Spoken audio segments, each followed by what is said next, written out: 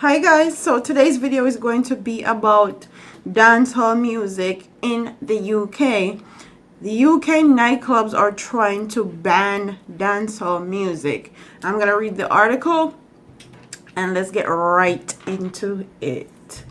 Dancehall music is facing heat in the United Kingdom. Authorities there associate the genre with violence, which have caused several nightclub owners to ban it from their venues.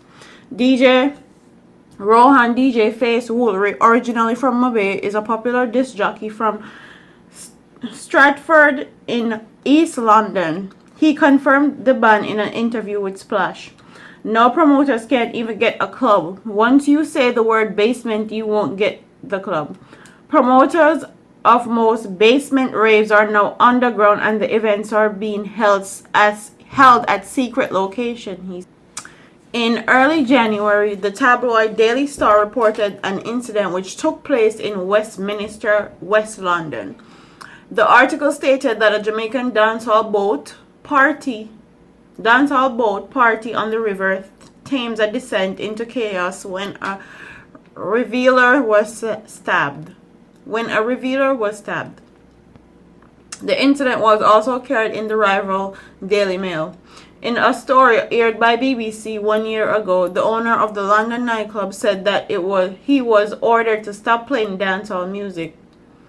Roy Seda, owner of the Dice Bar in Croydon, claimed that he had been told that Jamaican music is unacceptable by the Metropolitan Police. He said that he came under so much pressure that he now requires this jockey to sign contracts not to play the genre. The report also cited police reports that the club license was under review, saying it's associated with crime and disorder. Okay, we had a flyer which said R&B, garage, house, basement, and hip-hop, and I was advised to remove the word basement because chart and commercial music is considered safer, said Seda. Seda told BBC. DJ Face believed that the ban will be far-reaching. A ban on dancehall music in clubs will definitely affect the growth of music on the UK scene. The artists will get less concert, and reggae and dancehall disc jockeys will get also less work. The music will just become underground, he said. TJ Styler Blackwood, another club DJ, has also experienced the police clampdown. Originally from Constant Spring, he lives in London. I've played at clubs in Crichton, Central London, and there have been signs on the wall saying no basement. Immediately my heart sank. Dancehall is my passion. I even named my sound system Dancehall Syndicate, in hope of showing people a movement that can highlight dancehall in a positive and influential way, he said. A member of my son has even decided to leave the dancehall scene as he hates the way it is heading. He now plays in commercial alternative pop scene. He no longer collects dancehall music, and it's a huge shame. Blackwood is not daunted, however. I will never give up on dancehall. When I enter these clubs, I will play alternative, and the patron, mainly white people, will beg me to play Sean Paul, Shaggy, Bob Marley, Beres Hammond, and even Vybz Kartel and Popcorn. Since the dancehall ban, TJ has noticed a significant decline in patronized at some venues. Clubs are seeing a decrease in patrons where no dancehall is allowed. Club owners think dancehall is all killing and shooting, but I have played hours of dancehall and party and love songs, and it's absolutely fine, he said.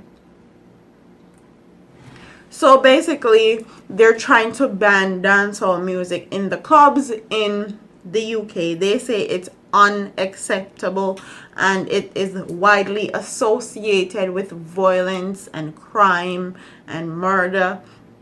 So they're trying to ban it altogether, and they're clamping down on the promoters and DJ that actually keep dancehall parties and promote dancehall music in their club, which is also hurting their business because the club venues are the people that goes to those clubs are now declining because people want to hear dancehall music basically. The way that the British people speak is so influential from Jamaican people. Do you really think that's gonna go over well? There are so many Jamaican people that live in the UK. So for you to ban dancehall music in certain clubs or in most clubs is not gonna be a good look for not only club owners but also DJs, for also people that sell wine, and people are not gonna have jobs because the DJ have to feed them pitney and all these things. So anybody that actually start keeping these parties are gonna be at a big advantage. My question to my audience is, do you think it's right that they banned dancehall music in some of these in some of these clubs? Do you think that our music is heavily associated with violence and crime, or do you think that they're just trying to find another excuse to make Jamaica look bad, basically? Because this has a lot to do with the proposal that the UK gave to Jamaica, the $1 million proposal that we rejected. So that has a lot to do with it. They're salty, okay? Salty. And we don't care. We do not care. You wanted to build a prison in our country, but you didn't want to help, or you didn't want to help our schools. What type of sense does that make? That doesn't make any sense for our people to actually accept that policy. And I also did a video about that, which I'll link in the description box and also in the cue cards above if you want to hear my thoughts on that. I'm in support of Andrew Holness for not accepting that deal. And I feel like this is why they're banning dancehall in the UK now. I feel like that is the underlying issue. I feel like they want to clamp down on these disc jockeys, clamp down on these DJs, clamp down on these club owners, and force Jamaica into a wall. So, or back up Jamaica in a wall and actually re-propose another deal, and then Jamaica is gonna feel like they have to accept.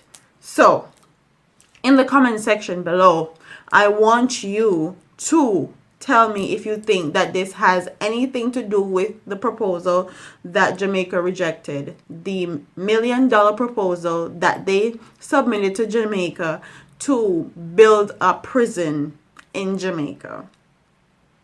So tell me in the comment section. Tell me if you think that Jamaican music is heavily associated with violence and crime and murder, and if you think Jamaican music is unacceptable, because I sure don't. Look at people like Bob Marley, Beres Hammond, Tarrus Riley, Buju Banton. There's so many people that I can name out in dancehall and reggae music that has nothing to do with crime and violence, that has to do with uplifting our people and sing righteous and uplifting songs. So when they're trying to ban our music, I feel like they're disrespecting our culture and our people. But that's neither here nor there. It's their country and they can do whatever the hell they want. So comment in the comment section. Tell me what you guys think, because I feel like it has a lot to do with that ban, that rejection that they got from Andrew Holness about the whole prison deal that he refused to take. Don't forget to like, comment, share, and subscribe to your girl here on YouTube. I'm a part of here, man. Deuce.